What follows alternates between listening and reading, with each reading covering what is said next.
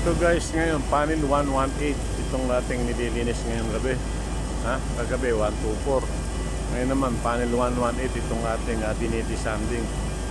So yan, ito yung trabaho namin. Kami yung taga-prepare, arawan mga taga-buhos. Yan guys, nililinis natin ngayon yung excavation panel 118 yan. Ganun din, mga alas 3 siguro matatapos siya. So 2 o'clock o 2:30, hahanguin natin yung 25. 3 o'clock, kaya ilalagay na natin bakal. Ayan mga kasang panel 118 yung nililinis natin.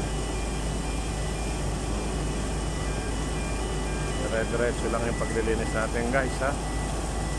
Ito yung bako natin, yung tagakuha ng lupa na inahon, yung nando sa bucket ha. Guys, yung kulay puting bucket na yun ha. Ito na guys yung nakuha ng lupa, dami na oh. Hindi mo galing sa ano yan, galing sa hukay yan. Kanyang karami guys yung nakukuha. Kaya kung hindi mo siya lilinisin, hindi mo i-disande, mahahaluan lang yan, contaminated. So kung makikita nyo, ito, dami ha. Ito na yung buhangin na nakuha dun sa hukay. Ang thickness natin 1,000 millimeter, ang lalim natin 35 meters ha. Yan guys. Yan, ang dinidisanding natin ng panel 118 ha. Ganyan karami. Yan.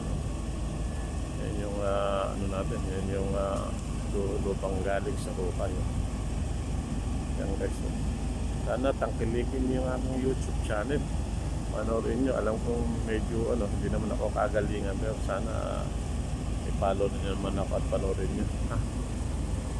Hindi naman natin ginagawang ito, pero kung suswerte na maraming manood, okay lang. At kung wala naman, talagang ganun. So dahil hindi naman ito yung priority natin hanap buhay, meron naman tayong hanap buhay. So parang lang ito, kumbaga sinusubukan lang natin kung kaya natin, kung hindi naman okay lang.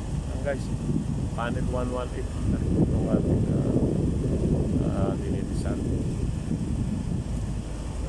Sana i-follow nyo yung aking YouTube channel. Hindi naman ako kagalingan yan guys. Dire-diretso lang hanggang sa matapos, hanggang sa malinis yung hukay. Panel 118.